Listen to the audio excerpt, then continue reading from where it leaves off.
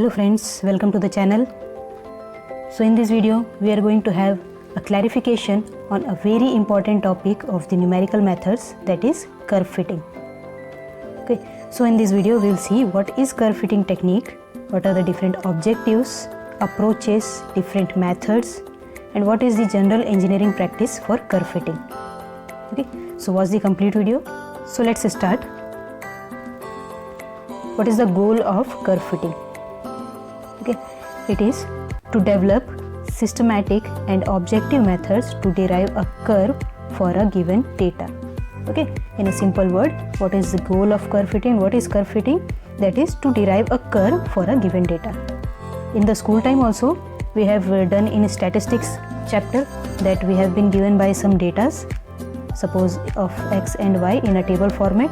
Okay, and we have to plot a curve according to that given data. Okay, either in like a bar graph or a simple line curve, right? You must have remembered that all. Okay, so here also we are going to do the same thing, but the difference is what?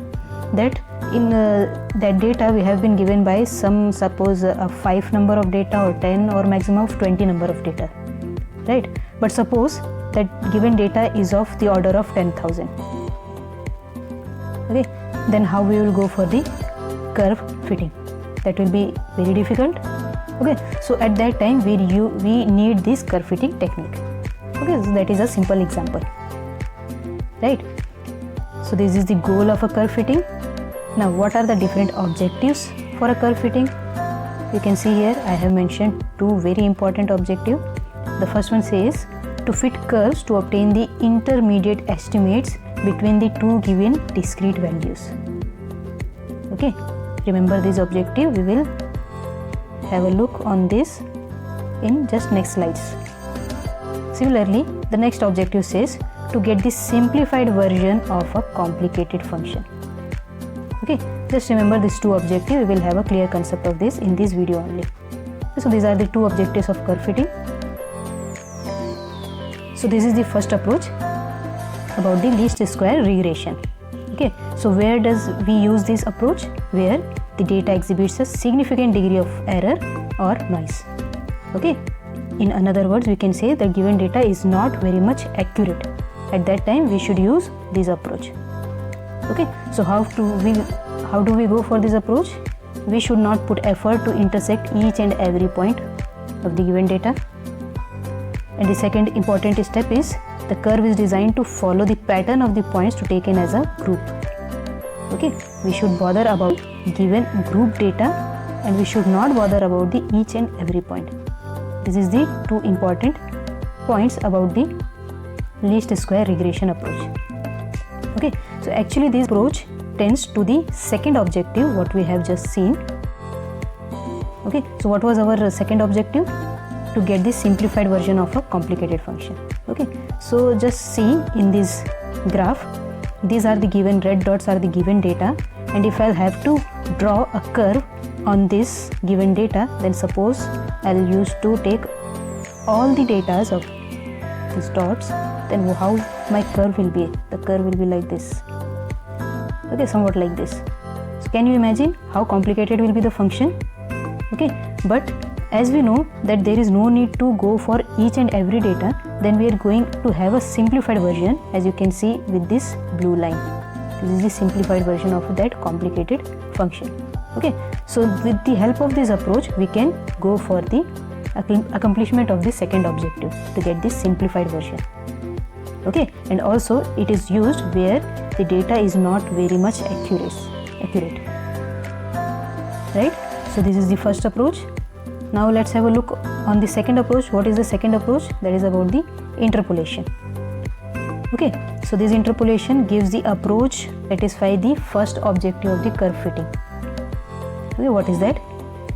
Here for the interpolation approach, where do we use this approach? Where the given data is very precise. Okay, if the given data is very precise, then we can use interpolation. The basic approach is to fit a curve or a series of curves that pass directly through each of points. Because all the given data is very precise, then we should not leave any of the point. We should go to take all the points. Okay. The estimation of values between well-known discrete points is called what? Interpolation. Okay, this line is about the first objective of our curve fitting. So let's have a look again. What was our first objective? See, this is my first objective. To fit curves to obtain the intermediate estimates between the two given discrete values. Okay, so this is suppose the curve, this is suppose the given data shown by red dots, you can see here.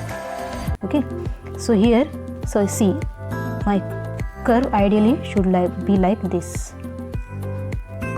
Okay, but you can see here that curve has been taken with the blue line. Okay, what is the point? See, in this data and this data, these data are given. Okay, but what is the nature between nature of the curve between these 2 points? How we can take the curve like this? Why we have not taken the curve directly like this? So that information we will get through interpolation method, that what is the behavior of the system in between these 2 points. Either it is going like this, or it is going like this, or it is going like that. Approach we will see in interpolation topic. So this is the two important approach, that is least square regression and interpolation, which generally helps us to accomplish the objectives of the curve fitting. Okay, hope you get the understanding of this two approach. So now we have different methods to accomplish these objectives. So this is the non-computer method for curve fitting. So here we have taken some number of datas for our understanding, and if I'll ask you to draw a curve which fits this given data, then the perception of each and every person will be different. Okay, how? We can have some examples. Someone may draw a curve like this, okay, as shown in figure A. Some may draw curve like this, joining each and every point. Some may draw with the help of some curve, right? So this may be a different approach for different person. So that depends. Okay, so this is the non-computer methods. But if you see, the first one gives a very simplified version of the solution. The second one gives the exact solution, but there may be a disturbance because there is a sharp and sudden turn. So similarly with this, here also we are getting not the sudden difference, but there is a significant difference between these 2 points. Okay, so again there will be oscillations in the system. So how to take and what to take? For that we have some engineering practices using the computer methods. Okay, so here generally we have 2 types of applications which encountered the fitting of the experimental data.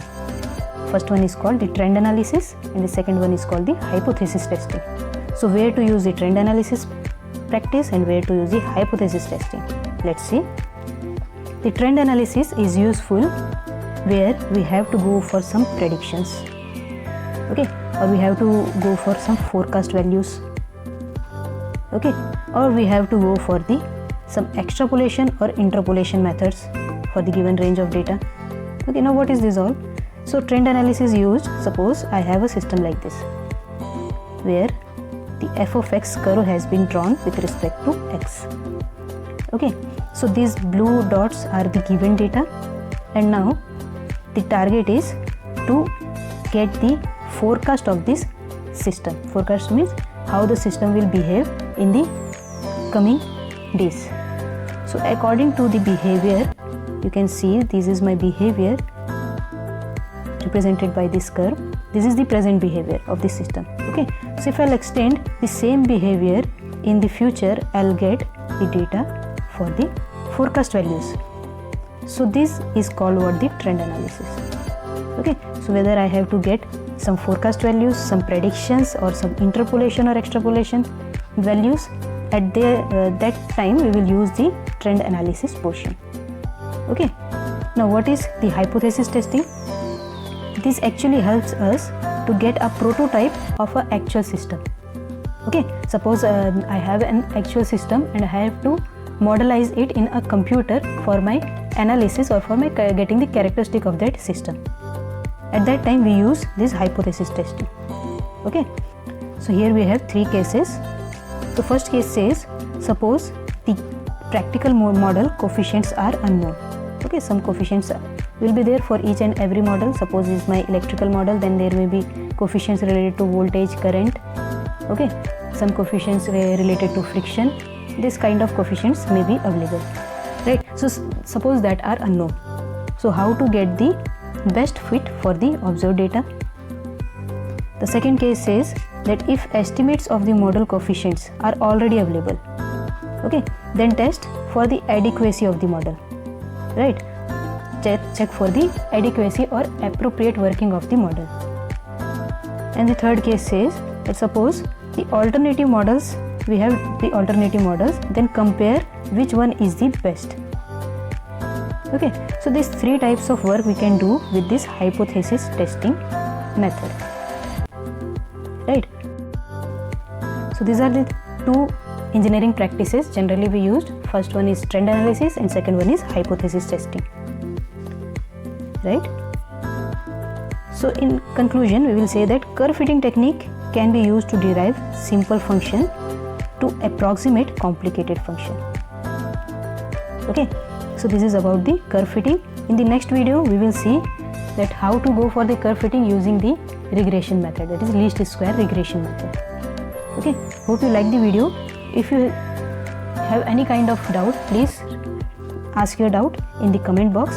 I am always available to give the reply to you. Okay, thank you.